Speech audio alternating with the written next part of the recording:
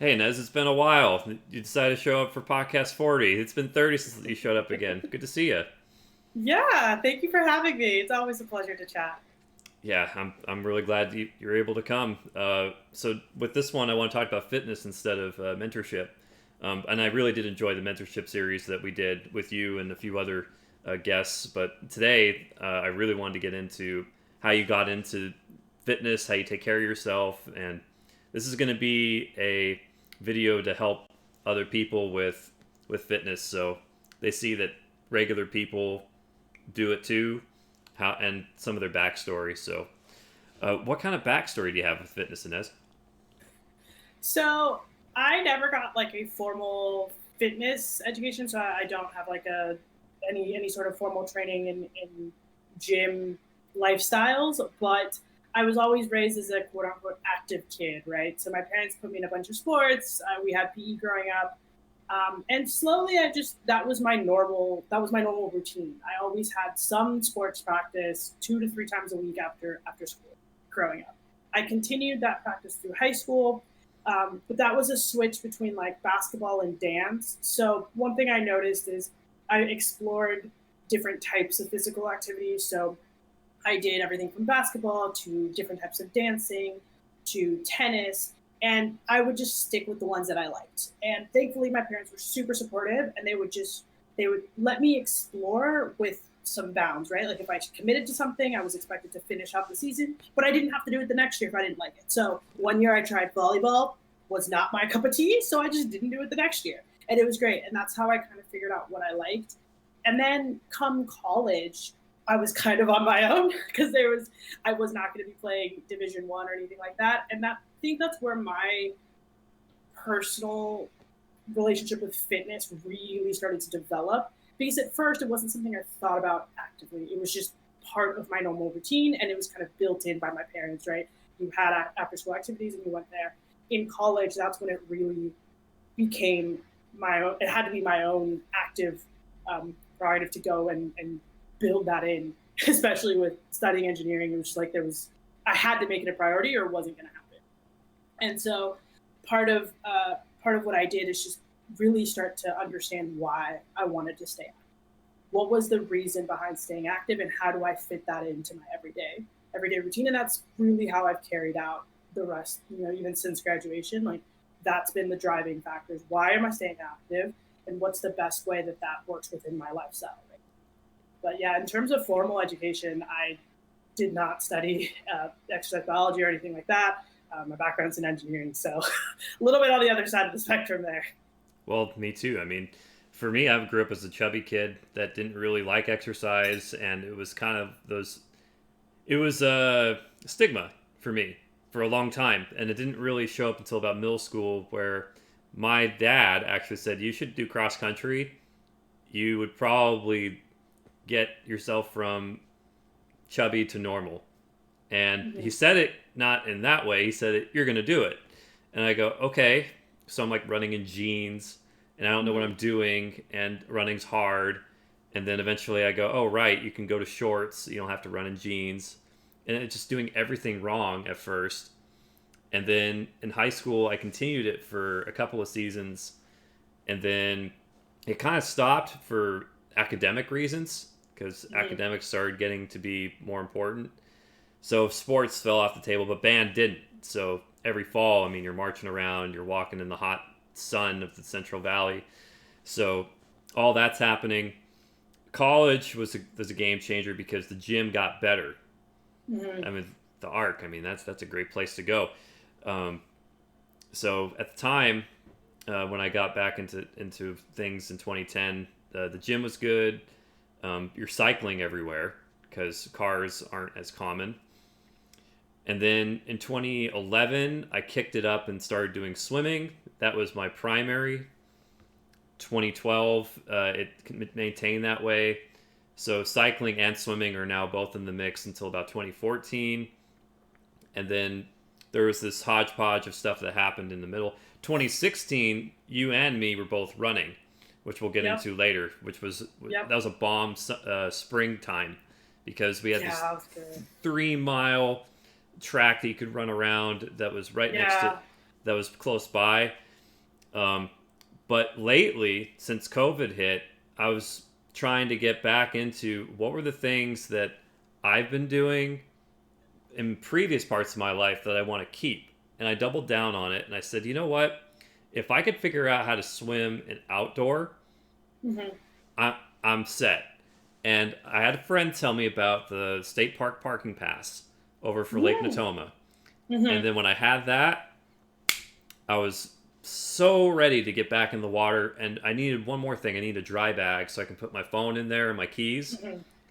And those two problems got solved this June. So that's only rather recent that I was able to go and start doing this. And I wish I did this years ago because now I can just go to any state park and then Mm-hmm. swim over in the lake and then come back, have it on Strava, and then we're set to go.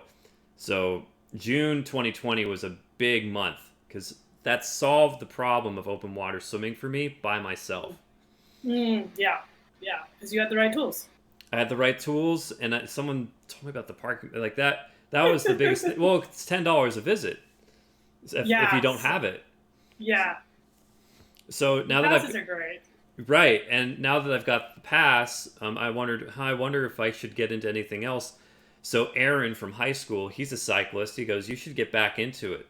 Here's some bikes that are on Craigslist. Jake, there's a really good one selling on Craigslist. You need to get it. Our friend group's getting it, so that way we can all stay in shape. And I go, Aaron's been an avid cyclist for a few years now. I'm gonna, I would like to get back into it. It's been a while. I just never had a place to store it, so I never wanted to get back into it because I didn't want to get stolen. So then I got back into cycling last month. So now I've got cycling as part of the routine again and swimming. Running showed up only because of the shoes. There's a particular type of shoes that I found called Cloud Tech. Mm-hmm. I saw some people from the UK running in them, and now I got a pair, so now running can start up again. Um, and I've been doing pack walks the last couple of years where you just put weight in like a rucksack and you just walk Mm-hmm. around and it makes your legs stronger. So Yep. things really kicked off pretty hard when outdoor became more of an option and gyms became less of an option. Yeah, I see that. So I that's my have. background. Yeah, that's pretty cool. I think it's really interesting to chat about this and realize that a lot of us like don't have a formal education in fitness, and you don't need one. Like you don't need to have some PhD in exercise biology to be part of this community and just be fit. And I think there's a lot of different levels to that, right? Like with everything else, there's intro, there's like intermediate, advanced, and then there's like the experts who that's what they do, live and breathe, right, and repeat. So, but it's really cool to hear that you just kind of waltz into it and you've adapted it as you've needed to during different stages of your life. And I think that's one of the coolest things about the fitness space is how adaptable it really is. You just have to get a little creative. You need to get a little bit of freedom, get your gear, and make some direction. A big thing, lessons learned, if there's anything to get from this, don't let a little bit of gear stop you from doing something that you're going to continue to do as a habit. I mean, I remember in 2019 when I wasn't doing so hot with the pool that was around because the pool wasn't that great, and I was kind of mad, and I'm going, you know what? I need to do something though, and that's where I found GoRuck, and these guys, it doesn't matter what day it is, they can walk around with weight and then Mm-hmm. come back, and it's pretty much hiking except in a suburban kind of Yeah. setting. So when I saw that, I go, I could do that. That would be something I'd be willing to put in. And putting in for the gear, once you have it, you're going to do it. And then Yeah. if you don't have the gear, you'll always feel like, well, I don't have the initial conditions to start, so why should I? It removes a lot of excuses. So removing any excuses that would stop you from doing something you would actually do to take care of yourself is big. Yeah. Yeah. And I think also realizing that there are pretty low barriers to entry. I think a lot of times people, you see it on Instagram. I was very guilty of this a lot of times. I would see these runners on Instagram with their full outfits and every little piece of gear was tagged, right? And you would go on these websites and see how much all this gear was. And I was like, why would I even bother? Like, I'm not going to spend that kind of money. But if you do a little bit more research, you'll figure out like the bare minimum that you need, like actually what you need to get started. And it's typically not insane amounts of money. You can start slow and build it up as you get better, or you find that you really enjoy that hobby, right? And as you can do that, then you can justify splurging on the nice bike that you want, or splurging on the better wetsuit that you want. Or I have friends who are doing trail running. And so it's like going from regular shoes to trail shoes. It's another set of shoes that you have to buy. But if they love trails, then it's worth the added expense, because now you can get your exercise and your, you know what I mean? But you build to that point. I haven't gotten trail shoes because I haven't done trail running very often. And I don't find that I enjoy it as much as I enjoy just like my mental, like track kind of runs. So I haven't invested in that route. But for some people, that's the way to go. But realizing that barrier to entry isn't actually that high is a huge kind of mind opening, because you're like, oh, yeah, I can. And once you buy it, you're like, okay, well, now I bought the shoes, like I might as well go run. So now you've definitely eliminated that excuse. So I definitely see how that works. Yeah. And I'm glad you brought up the minimum for entry. I mean, running shoes, and then some kind of gym clothes, and then a phone, maybe if you want to record your run or whatever, either on was it the Nike Run app we used 4 years ago? Strava's become way more versatile, so I've started using that more. Also because once I lost that app, I go, I need something else. And then Aaron, same guy, the cyclist guy, was telling me about Strava, and I go, oh wow, there's kayaking, swimming, running, cycling. Yeah.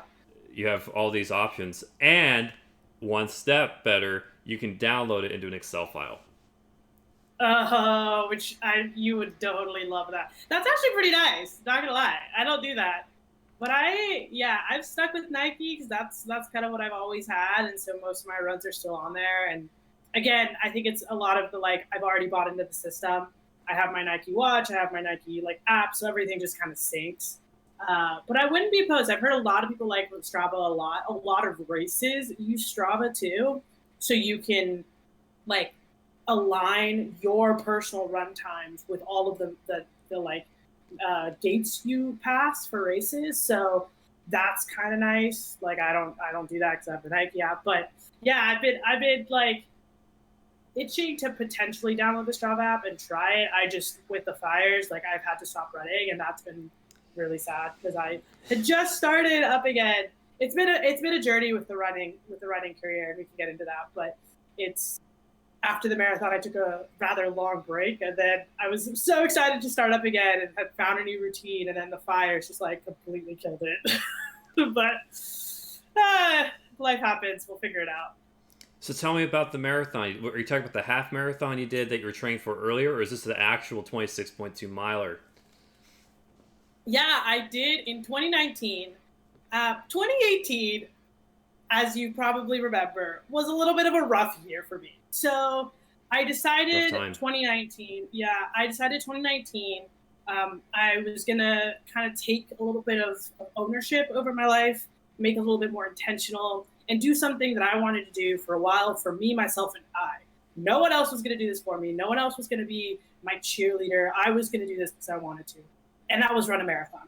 I had been talking about and telling people I wanted to run a marathon since like sophomore year of college, and I'd always like started to work on it, and then something got in the way, and that fell by the wayside.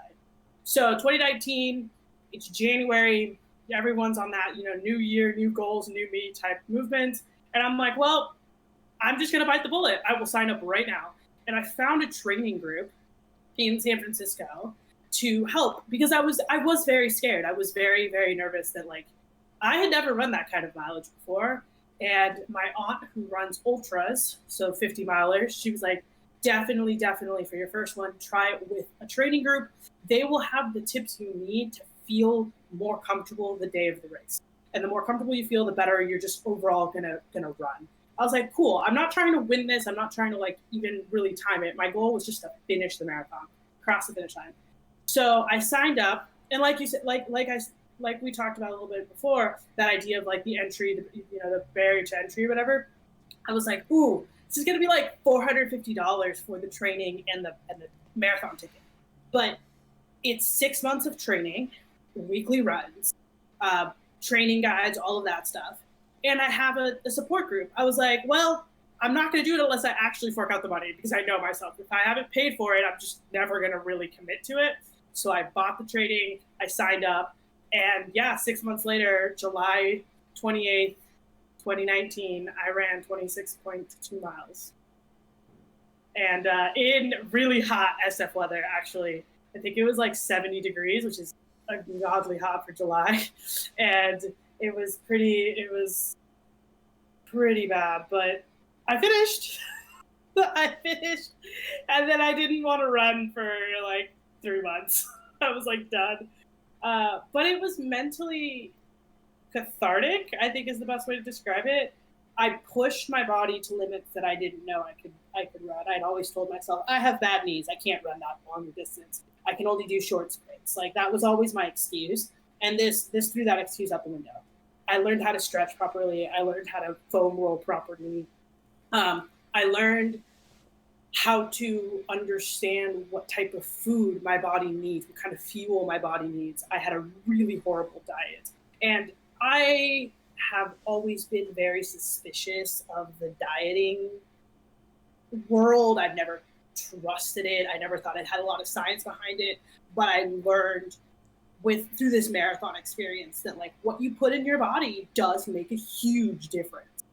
And so I went from drinking, 3 or 4 Starbucks a day to drinking basically no Starbucks, 1 cup of coffee in the morning, smoothies, bunch of protein, spinach. I hate spinach. To this day, I hate spinach, but I found ways to put it in my meals where I couldn't taste it and I didn't know it was there because I needed it. If not, my recovery was going to be painful, very, very painful. And you could feel that. Like it was very, very real. It was very physical. And that was very helpful. And I think coming out of that, I have been tempted to run another one, but I haven't signed up for one. So we'll see. I might do the 2021 San Francisco Marathon again, but because I think I'll be better mentally. I'll know what it takes.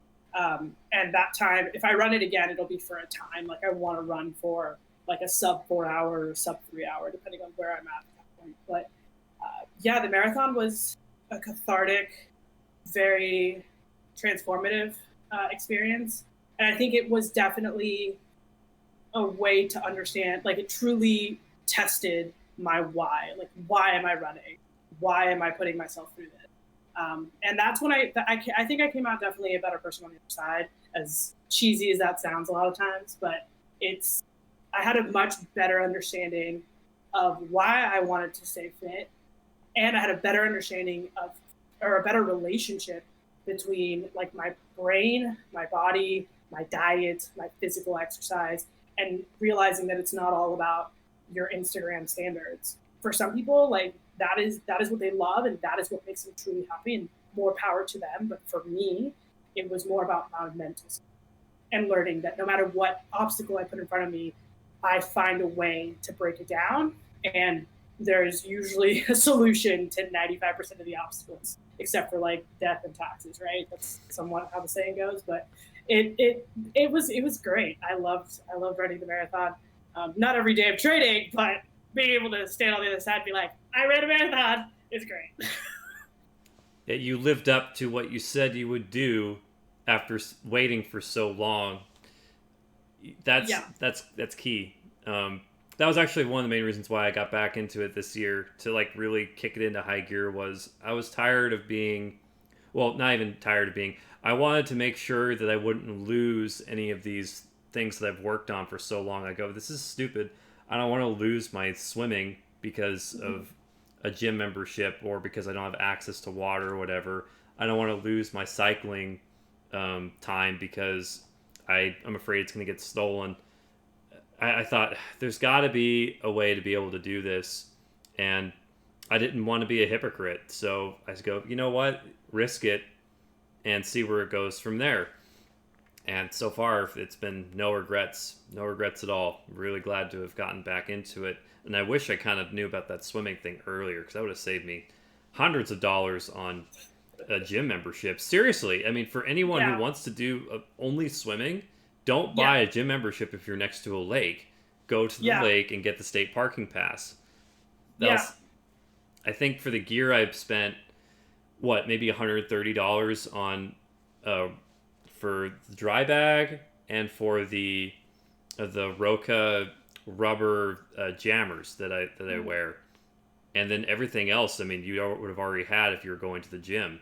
So that would have been the pair of goggles.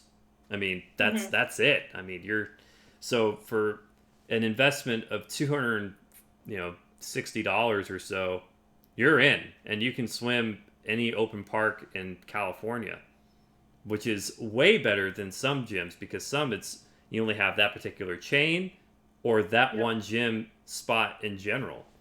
So Yeah. that was a big win factor for me to get back into it. It also helps to have that support group you mentioned. There was a lot you said Yeah. that I want to dive into. Support group. What I think we've gone way too individualistic sometimes when with America culture, where you've got to do it all on your own. Like even you said Yeah. I'm gonna make this choice on my own, but I'm not gonna do the marathon on my own. I'm gonna get a training Yeah. team with me that has a Yeah. similar mindset.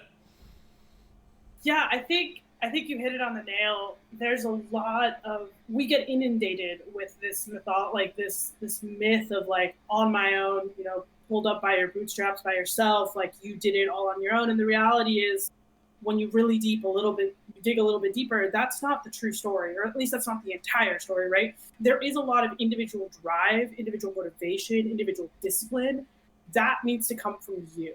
You need to be the one who says, yes, I'm going to do it. Yes, I'm going to commit. And yes, I'm going to get my butt out of bed every morning to commit to that goal. But you can lean on a community. I mean, there's a reason people say, children are raised by a village, because that's humans are by nature like communicative beings. And so it's really helpful both in achieving your goal and just mentally taking that voice in your head and rewiring whatever doubts have kept you or excuses have kept you from starting that goal, to see that other people felt the same way and overcame them, are struggling with the same issues and are overcoming them. What are other people trying? What have other people experienced? And going through that process is really helpful. I got some great tips from the folks that I trained with about how to time your water breaks, how to time your glucose pulses, because when you're running, you can't eat a heavy breakfast the morning of and then try to run 26 miles. It's not going to work.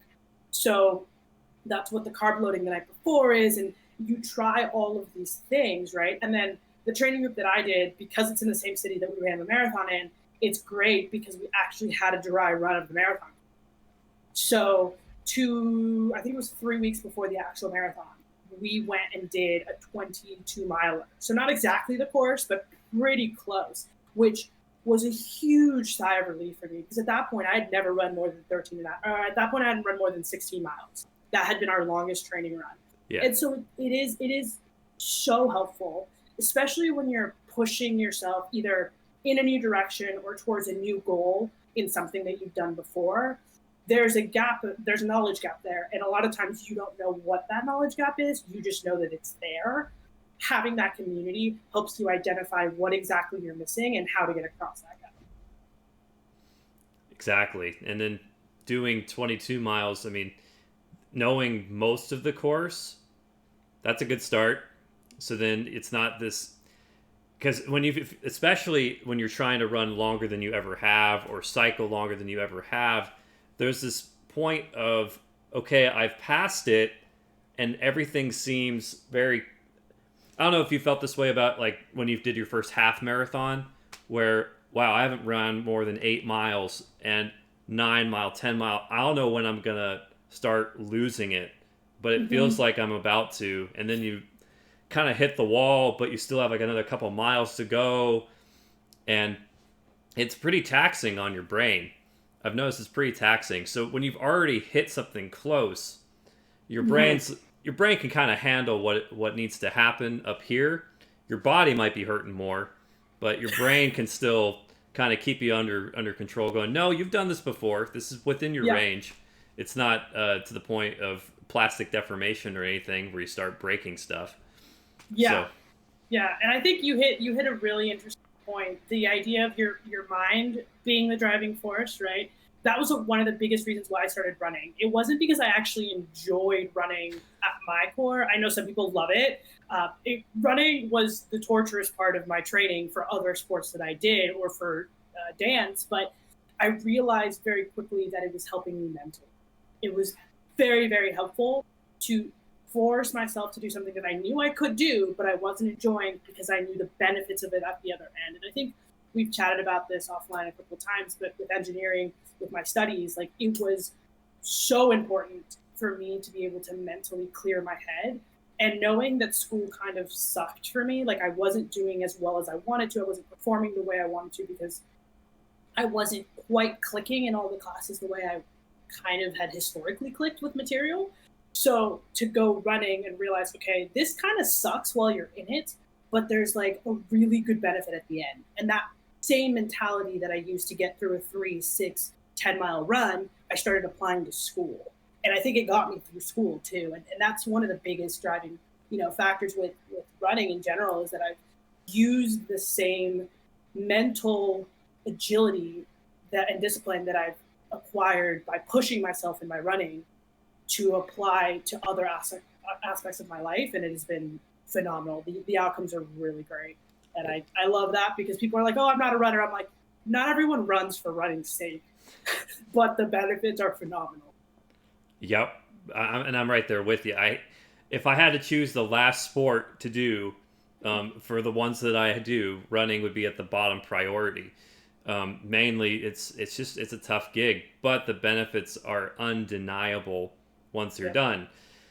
Swimming did the job for me as far as low impact and high calorie burn rate. So when you're out, you feel calibrated. But the thing about running is because you survive this, and it's rather abrasive on your body sometimes. When you're done, your body just kind of goes, yeah, no, you did something hard. Congratulations. And that is the physical remove of like all the plaque and stuff that's in your head, especially when you need your brain to be at top performance. For school, oh yeah, top performance. There is no halfway in chemical engineering. No. Unless you want D's, which is you can't, especially at Davis. And then you and I can talk at lengths about the Davis program because we both survived it. But some people that's their natural habitat, and they understand that, and that stuff clicks like perfectly. I am not one of those people, and I had to make do with that. I could sit and complain all day about not being one of the people who doesn't have to work for their A's, or I could find a way to just learn what I could from the system, right? And learn what I could from the setup that I had, do my absolute best, and be intentional. And I think that's a huge learning that I took from both my fitness and just life in general in college was being really intentional with my time. Everything, if you're going to take a break, it should be intentional. You shouldn't just waste time. Taking a break is not bad, but if it's not intentional, then you can kind of lose the momentum that you've built. And with running, it's the same thing. If you're intentional about your runs, you'll get all of these amazing benefits at the end. So it's been really interesting to go through that whole process, and it kind of culminated really interestingly between like my graduation and then running that marathon. Kind of in that order was a very cathartic experience to go through. No kidding. And for what it's worth, that's such a great thing you're talking about, which is I could look at the people that are making the A's and think, oh, why can't I do that? Or say, I don't have to, like the Instagram thing, I don't have to be these Instagram people. I don't have to be these A all-stars that are wired for chemical engineering. But what I can do is say, maybe I can just crank my performance to the max and see where that takes me. And then, isn't that the right answer? What a great answer. Instead of trying to be this person you're not, be the person you are to the max. Yep. So what a great answer to being able to face down some of those problems we face. And all of us have to face those just horribly high standards that some people bring up. And that's not really the goal of fitness. It's be all you can be, I think, is a better statement for that. Yeah. And I think with fitness, unlike school, where a lot of times the standards are set, right? There's a certain understanding that you're supposed to have of the material to get a certain grade, right? And those are pretty uniform for whatever class you're going through, or whatever. With fitness, that standard is a little bit, I would say, more exaggerated, in that there are standards that are getting bombarded in the media, right? Of what like a perfect body looks like. There's these standards on Instagram and social media specifically about what health and fitness looks like. And the reality is every body is different. Literally everyone is different. So I had to unlearn to copy and try to mimic all of these people, because I realized rather quickly that those were not they didn't have the same goals that I did. And so taking a step back and realizing, okay, why do I need to run? Why am I pushing my body through this rather brutal experience that I'm not ever excited to do? And to really come to terms with the fact that my fitness goals and my kind of health goals were slightly different. Actually, were very different than most of those health Instagrams that I started following. They were. One second. Sure. Oh, I thought something was beeping, but it was just. I was like, oh my god, a fire alarm. Yeah, we do have fires to worry about. That's true, as far as California. Yeah. So.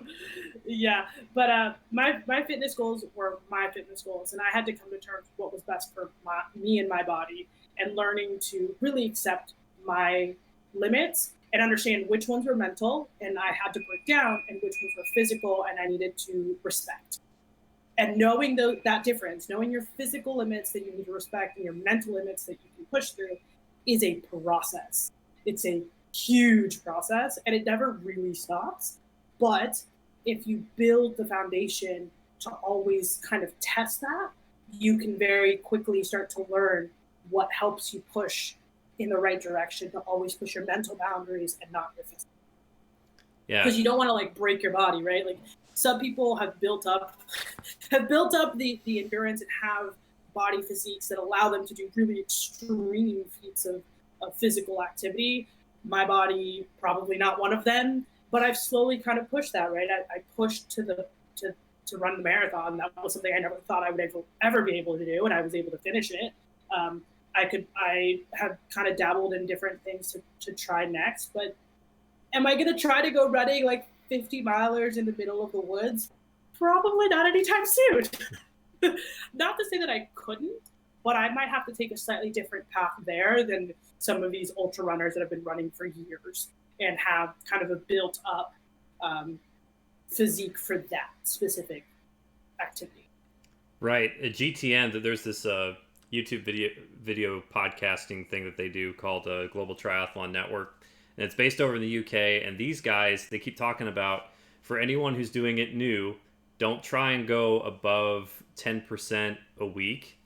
But I reckon that sometimes you got to break it a little bit. But they're saying, just keep in mind, that's a good rule of thumb for progression.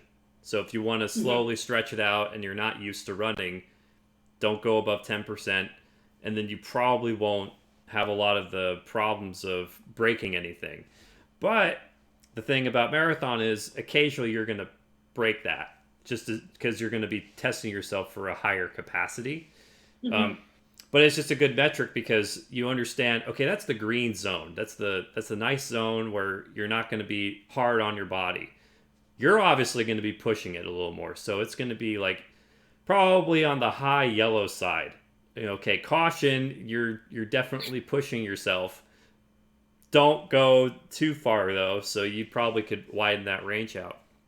But it was just a good metric for people who don't always know about how to stretch their limits. And there are safe ways to do it. And that is probably the biggest thing to avoid getting injured is don't think you have to be Superman that first few days you're working out. I mean, that's ridiculous. You're asking for plastic deformation. Your body's not used to it. Yeah. And also being honest with yourself about where you are now, right? I think everyone wants these. I'll restate that. I think we've been sold that a lot of folks go from 0 to 60 overnight. This overnight success is so prevalent, and really isn't that true. Most people work up to where they're at, and you don't see a lot of that because they don't acquire the spotlight until they've made it to the end goal, right? And then everyone shows the delta, but never over time, only the delta. And it's like, look at all this stuff they did. And then you look deep at it, and it's 2, 3, 4 years, which, yes, in the grand scheme of things, is not a lot of time, but it's still not today's tomorrow, right? And so I think one of the things I've had to relearn, even post the marathon, has been being very honest with myself about how committed I'm going to be, so that I don't like kind of set myself up for failure from the beginning.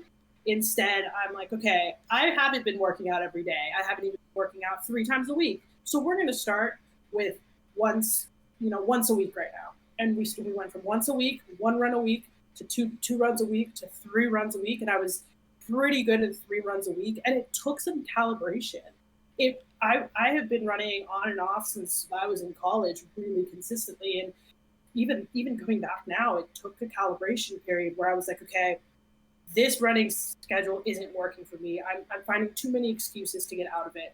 Let me completely shuffle this around. Let's try something completely new. And giving yourself that type of flexibility is important. Like, you need a balance. It can't just be like, for some people it does work. I have a friend from college who just decided one day that he was going to run every day, and he 12 marathons in 12 months. And I was like, okay. And that's the kind of mental game he plays with himself, right? He has posted that on Instagram, and he has made the commitment, and now he's going to stick to it because he doesn't want to look like a fool on Instagram. And if that works for you, then use it to your benefit, right? Like, all power to him, because that's working for him.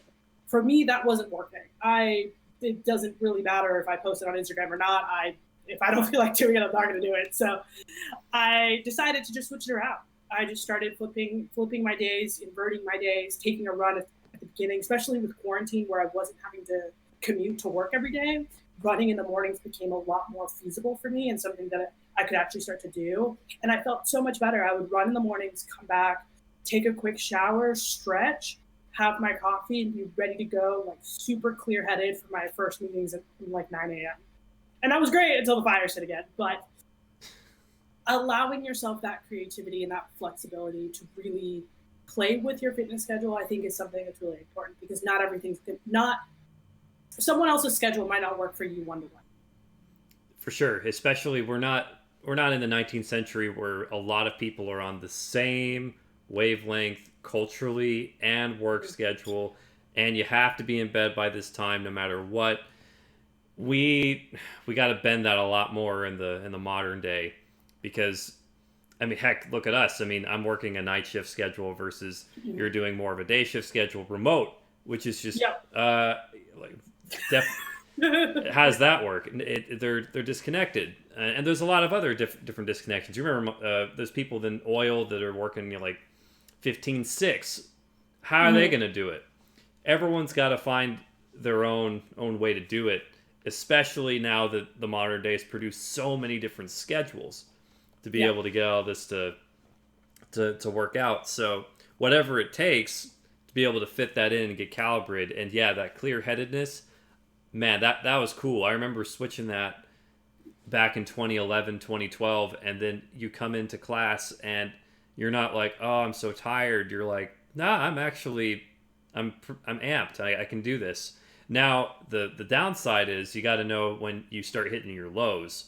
So for me, on day shift schedule, 2 to 4 p.m. was that was nasty. You got to find a way to get around that. And some days I did better than others, and a lot of days was just a 2 to 4 p.m. I'm going, I was great at 9, but at 2 I'm not doing so great. So what would it take to be able to get around that? So, okay, maybe let's stop working on this and take a 20-minute walk, or let's do an extracurricular activity that could be done during this time that doesn't require as much brain power. So trying to find a way to make your schedule work for you instead of you working for your schedule is a key factor there. Oh, sorry, go ahead. Oh, no, I think you were going to finish a thought. Oh, okay. Yeah, the thought I was going to go to next was, some of the things that we did together, like in 2016, we were doing those runs Mm-hmm. by Temescal over in like North Davis. I like those a lot because we took on ourselves to let's see what we can do to just make sure that we're not losing our discipline. And that was only like a 3 to 4 month period, but I really like that. I still think of that as like a good fitness metric to take it down and like really go for it. Like whether some of our friends were biking next to us, or we were just going to go for like a 3 mile. And sometimes I was doing 6 miles, and I was going, "Wow, I'm not used to this. Like 8 miles is as far as I've ever gone, and here we're doing 3 times a week. Sometimes doing like a 10K." And I thought that was, how did this happen? It's, well, a little bit of discipline at the right time with a little bit of stretched out. You build up to it. Which is really important. Why to continue to do fitness is I don't want to lose all that just to climb up the ladder one more time. Now, and I might lose some of it as if life gets hard and I have got to like deprioritize some things. But at the end of the day, to be able to maintain some kind of baseline where if you did have to climb up again, be honest with yourself and then get your gains back up. Because that's the other thing in fitness I think some people are worried about. Like your friend you're talking about, I don't want to lose the ladder to the point where I can't continue to be at my highest performance. And I go, I guess that's okay.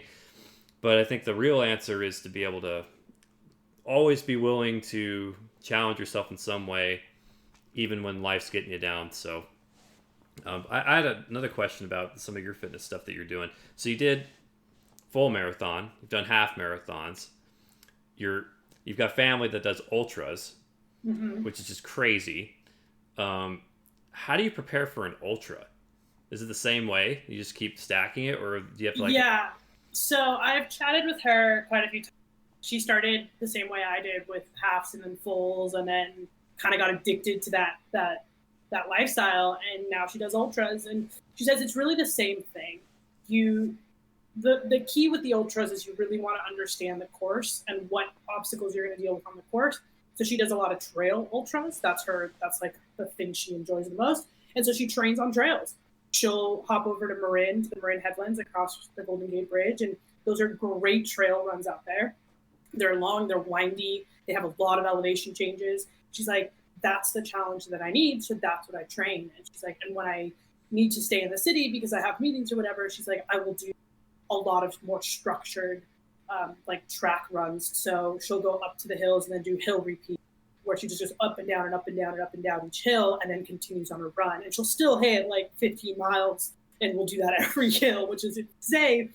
But those are the types of trainings you do. So what I have noticed comparing like my training schedule to hers, you need an added level of discipline. The the the training regime like that you're in is going to stretch you a little bit more, and so you're going to need, your body's going to need the discipline to maintain and stay healthy. So there's an added level of discipline that comes with that. There's also obviously the level of intensity for those workouts get a little bit harder because you're training for a harder goal, so you have to compensate for that. They become longer. You can stretch it out, right? So I trained for roughly a little shy of 6 months for my marathon. She will train anywhere between 6 to 8 to even 10 months for an ultra, depending on what type of ultra she's running. Those type of things are where it changes, but the basic fundamentals stay the same. You still increase, you go from your baseline. You have to understand where you are and what the ultra is going to ask from you, and you cater your training to that difference. Because once you've run ultras, you should have a pretty good understanding of what your body's capable of doing at a baseline. What are your strengths? What do you enjoy? For example, hills for me actually are not that hard. And I think it's because mentally it looks like a small sprint. So I can tackle a hill mentally a lot better than I can actually. The runs that you and I did, those were tortures for me because they were straight, never ending, like one way and back. They were really good because it challenged me in a way that I wasn't getting challenged otherwise. But again, the hills for me are easier. So if I were to train for an ultra, I would be training for these longer stretches where I know that mentally I need to be able to keep going without stopping. And so you really understand. And she says, she's like, if you're going to start doing ultras, she's like, invest in a coach, because the coach will be able to take your baseline and really tune the workouts so that you're not wasting energy, both mental and physical, on training the wrong way. She's like, it truly does make a difference. And I think for me, if I were to ever do that, I would definitely get a coach or a training crew or something, because it saved me a lot in for the marathon. But yeah, in terms of stepping it up, even going from the half marathon to the marathon, you take a lot of the same basics with you and you just build on that. It's like you're Okay. taking a first story house and building the second story. You still got to make sure that foundation is sound. If you don't have a good foundation, nothing's going to stay standing. So making sure your foundation is solid and then building that, and it's a lot of mental drive. A lot of it is mental. And as you get higher and higher, your physical physique, it will come back. Like it will match you. But that mental, if your mental game is not there, that's probably the hardest thing to train, is getting your mental health. I'll keep that in mind. Because I'm even looking at, like, for cycling, I don't think I've hit a marathon yet. I think I'm only like 25 miles right now for like the maximum I've ever done. So like to think about running that, to me is just like, and Yeah. I saw these guys on GTN that they were running 100K, so 60 Yeah. miles, and I'm Yeah. I'm just going, this is crazy. And then they upped it again. They had this thing where they call Everesting. Do you know what Everesting is? No, I haven't heard of that. Everesting is pretty much running up and down a hill. This goes with like what your family was getting out the ultras for training. They go up and down hills until they reach the elevation of Everest. So you keep running up and yeah, Oh, yeah. wow. They're Wow, that's a lot of they're hills. Yeah. insane. And some people, the bare minimum is you have to get the heights. So what they'll do is they'll sometimes have an aid station that'll drive you down the hill, Mm. and then you'll run it up again, and they'll drive you down. They try doing it without any help other than the aid station at the bottom of the hill, so where they'd get food or water or whatever they needed. And then about 60% of the way in, they're like, "Yeah, we're gonna need that person to drive us up and down the hill." But they made it. I think it was like what 8,800 meters or something, 8,850. Mm-hmm. Yeah, they did it as far as height, but it took them like 16 hours because Yeah. so that's a thing apparently, Everesting. Um, um, There's always these like insane challenges, and again, I think it's a balancing act between what you want to try, and again, what's your physical limit that you need to respect, and what's your mental limit that you want to break, right? Those are the understanding that difference is huge, and I think for those types of events, for me, I would be like, ooh, yeah, I'm going to need to train a lot if I'm even going to attempt that, because I know my physical limits are just not stretched correctly for that yet. But mentally, for me, it would just be like, I would get so exhausted mentally of resetting my brain every time we got down the hill and having to start over from what felt like scratch, even though in terms of the bigger goal, you've accomplished some progress, right? But you don't see that because you're now at the bottom again, and you have to climb the whole thing over again. So mentally, I could feel that being a challenge in and of itself for me. But that's because I've done a lot of like internal understanding of what mentally challenges me, and I'm like, yeah, I love hills, but not that much. so one of the ways they were talking about getting through it, and we talk about this a lot in the podcast. Small incremental progress is the way to success. That's what they did to help break those mental barriers, which is don't look at the goal. You need to look at the small stuff.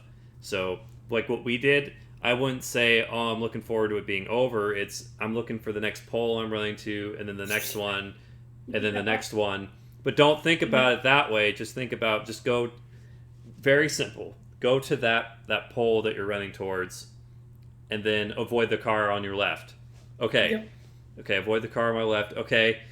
And you just keep it easy on your brain, because if you start thinking about the what ifs, it's just you got to find ways to stomp it out. I don't know if you heard of Dr. Daniel Amen.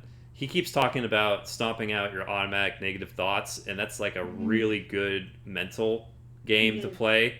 So one of them's being, oh man, there's 5 miles to go, and I'm not even halfway. Like that's terrible mind talk, right? Because you're going to get yourself to stop. Yeah. So you need to say, regardless if it's 5 miles, just run to that next thing. Just try a little bit more. Keep running for another 30 seconds, and then you kind of give yourself okay, I made it 30 seconds. Okay, now run for another 30 seconds, then maybe you can stretch it out. Okay, run for a minute. And Yeah. he was talking a lot about automatic negative thoughts and how it stops us from doing things. And I think he's right. As a pessimist, I know that's for sure. Yeah. But he's made me feel more like I can do more realistic stuff without the pessimism getting in the way, which is really important for anyone out there who's more on the pessimistic side. He says, just go, no, we're for sure. Like finding ways to get over it is really impactful, but do it in a realistic fashion. Yeah. That's the way out for pessimists. For optimists, they can just kind of be happy, and then it's just that's their MO. That's not the case for a lot of people. Yeah, I think along those same lines for that. I think I did it for a half marathon too. I came up with this mantra in my head. As soon as I felt like I needed to stop or like my mind was ready to just shut down, I'd be like, one foot in front of the other. That's all we're doing here. One foot in front of the other. And it's such an easy thing for me to do. I can put another foot. Like I can put my foot in front of the next one. Like I can keep doing this. And then it will just break that negative stomp. It'll stomp out those negative thoughts really effectively for me to the point where I will find a rhythm again. Then I'll get into the groove of the music, and then I'm kind of cruising again for a while. And then again, I'll hit kind of a mental break, and I'm like, that one foot in front of the other. That's all we're doing here. One foot in front of the other. And it's really interesting when I got back into running during quarantine. Obviously, I started having to say that rather quickly. Like I was running a mile, feeling it, and I was like, oh, one foot in front of the other. So one thing that I started just kind of mentally keeping an eye on is when during my runs I have to start telling myself that. And I saw rather quickly that even though I hadn't been running for a while, I've been running very inconsistently recently. I very quickly, within the course of a week or so, was already back to my 3 miles pretty comfortably.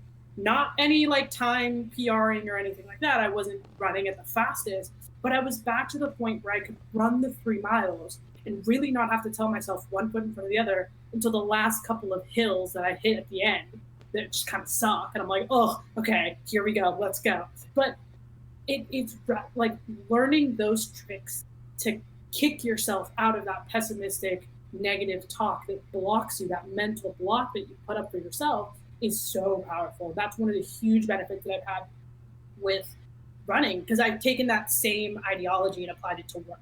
So when I have something that I just, I have a giant to-do list and I'm like, oh God, I'm like, okay, let's just one app at a time, or one process, one workflow at a time, one project at a time.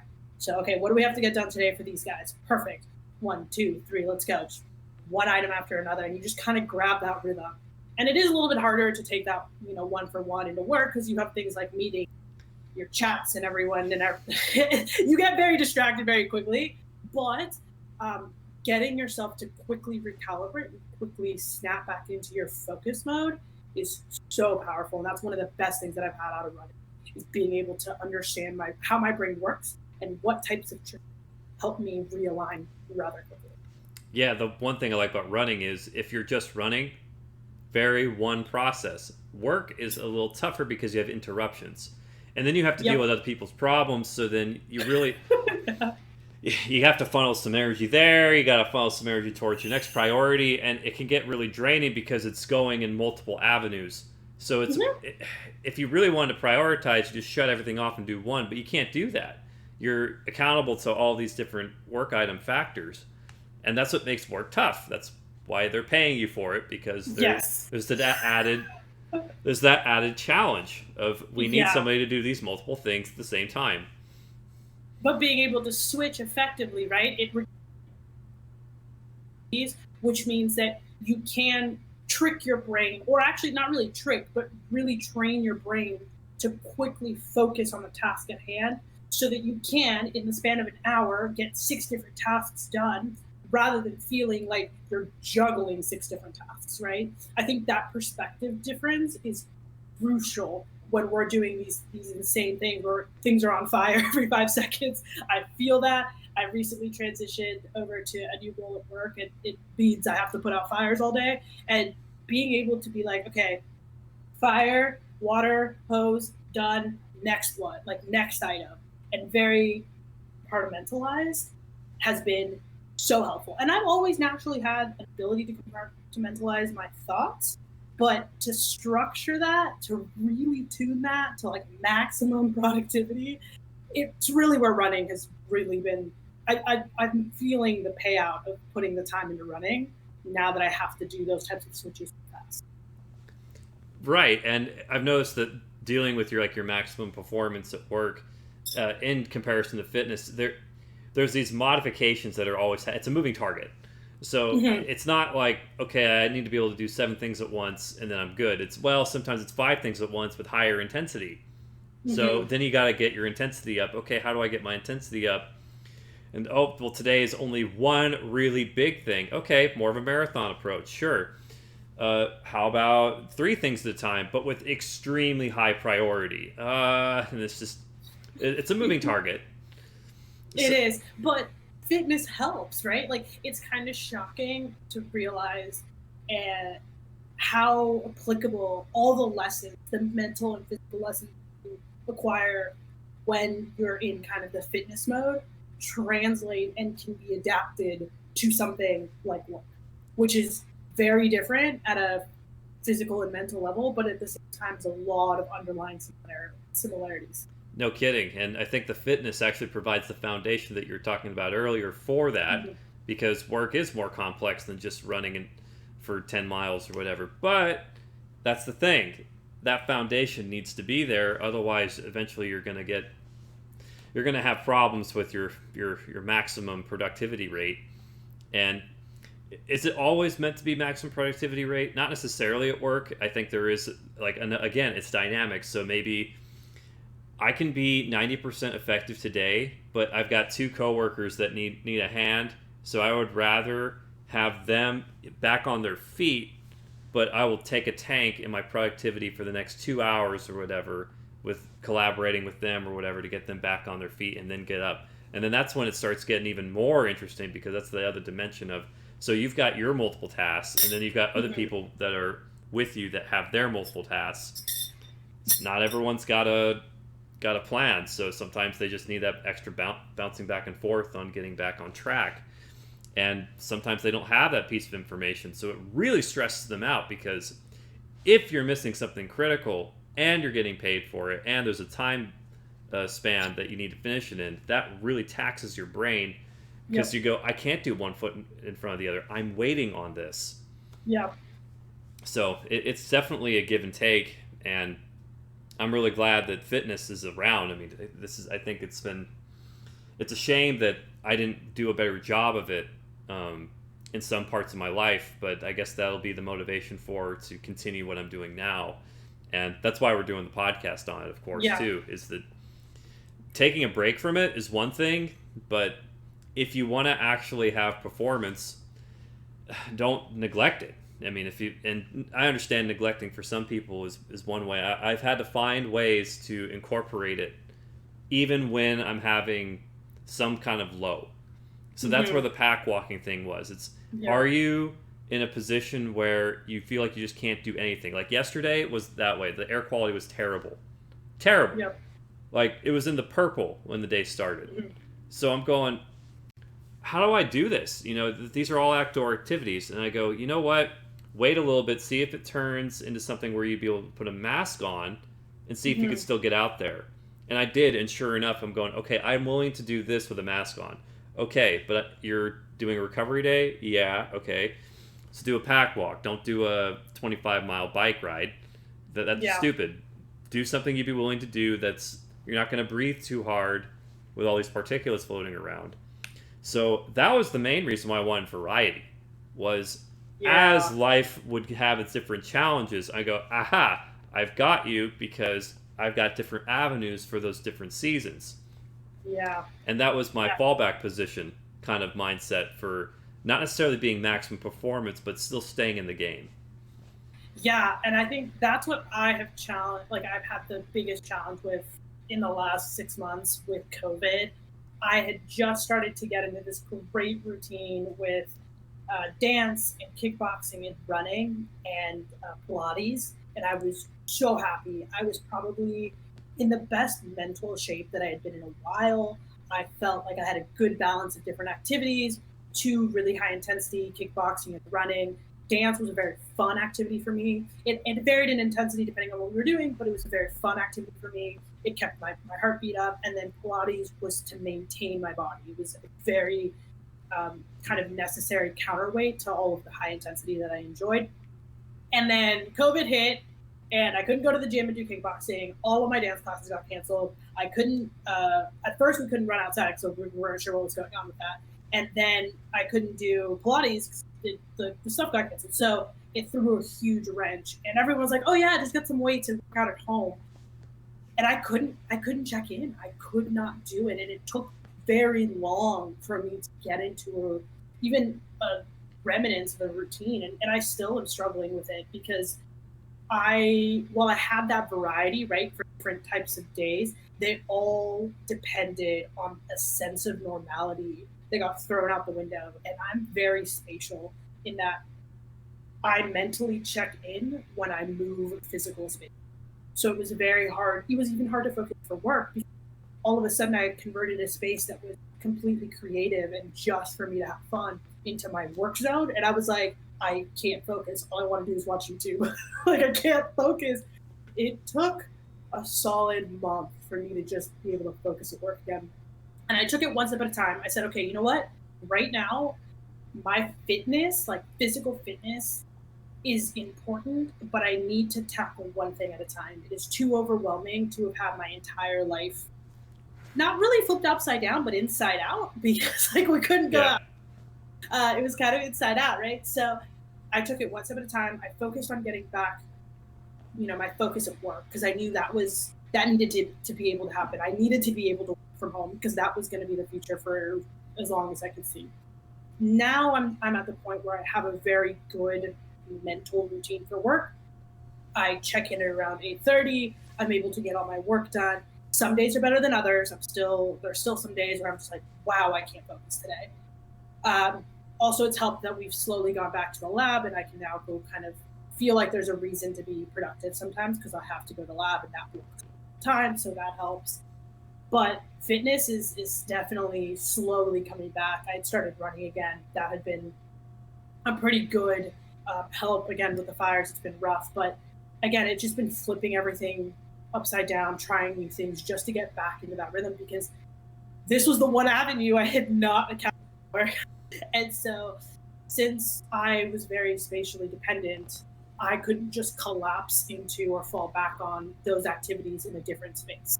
Mentally, I didn't know how to do that. So it's been a struggle, but I'm still going through it. I wouldn't even say that I'm on the other side yet, but slowly I have found new ways. I'm like, okay, I feel more comfortable running outside. I always have my mask on, but I don't run with the mask on. I'll just put it over if I'm running near people or around people. But I'll run around. That got better. And then with that meant that I could now start yoga, right? I had to find a way to do the yoga and Pilates at home because I needed to stretch. So I found some good YouTube videos that I like that I was like, okay, these are things that I feel comfortable doing by myself without someone to guide me. I wouldn't necessarily try to push my Pilates or my yoga solo because I'd be really worried about pulling or stretching or doing something wrong. But slowly but surely, right? Just respecting that physical barrier, but breaking the mental one. So I'm in the process of that recalibration right now. But I think it's important for people to realize if this happens, that what worked for you 6 months for any reason may not work for you now. That's okay. You just need to recalibrate. Keep your eyes on the prize. Keep remembering and recognizing why this is important to you and calibrate it to your current lifestyle. Because life's not static. Life is not the same 3 years ago that it was today. You keep evolving. Work changes. Your surroundings change. Your friends have parallel but distinct life, right? So things change, and being able to calibrate that fitness is a huge skill set. And you're gonna have to do it over and over and over. Even my aunt does ultra. She says like it's a calibration. Every time I start a new job or I'm having even a new project at work or whatever, she's like, you have to learn to recalibrate. So take that same mindset and apply it to fitness. The same routines that worked 6 months ago don't work now. That's okay. What did you enjoy? What do you like? What do you need to change? And you change it. That's the beauty, is you can always change it. You can always modify it. stuck in one moment. It's you just recalibrate.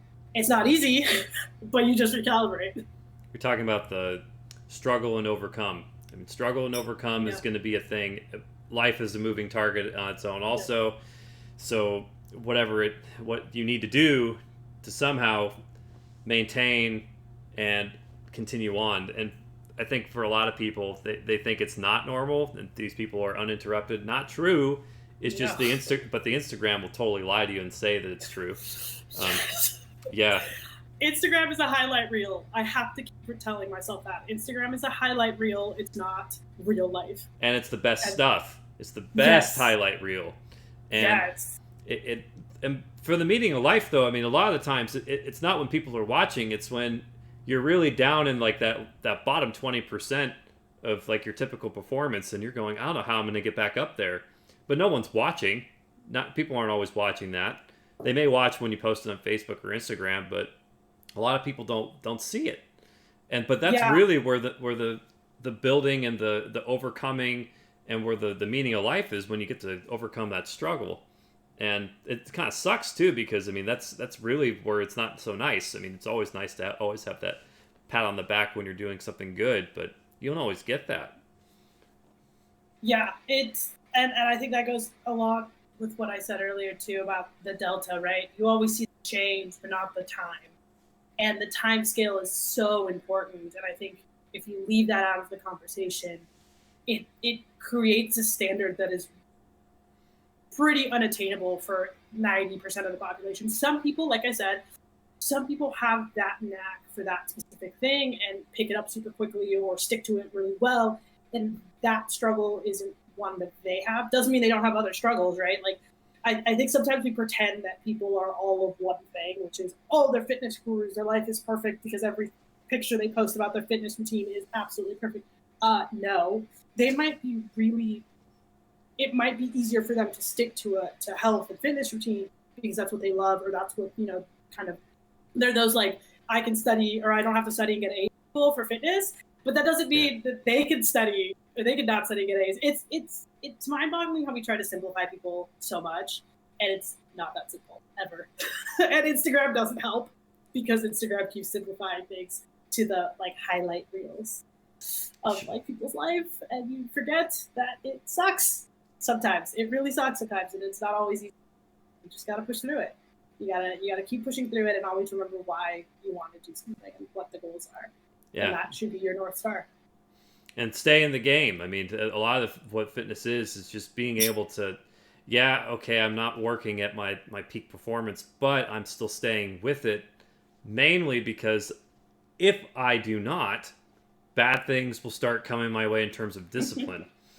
Yeah. So for me personally, discipline factor, that needs to stay in. So if this is what it takes to stay in, I'm game. And it seems to be a healthy way to be able to live through life. I mean, because living through life isn't meant to just be on a couch and you're looking at what everyone else is doing all the time. It's, no, you should be doing some stuff yourself. Mm-hmm. And this is one avenue to be able to do that in a way that doesn't corrupt you. I think a lot of people go through life and you'd be surprised how in 5 years they get corrupted by, a lack of discipline or whatnot. And it's been good to see that it's not just me, but yourself and plenty of other people have decided, regardless of what's going on, we're going to take some responsibility and get some discipline. And we're in life for the long haul. So find a way to be able to make that happen. Yeah. Yeah. Because there's definitely a lot of things, like you said, the nail on the head. Like, it's always going to be an obstacle. Life's a moving target, and the obstacles are going to keep changing, and you're going to keep having to recalibrate. And whether you learn to do that in school or work or fitness, it'll serve you in all aspects.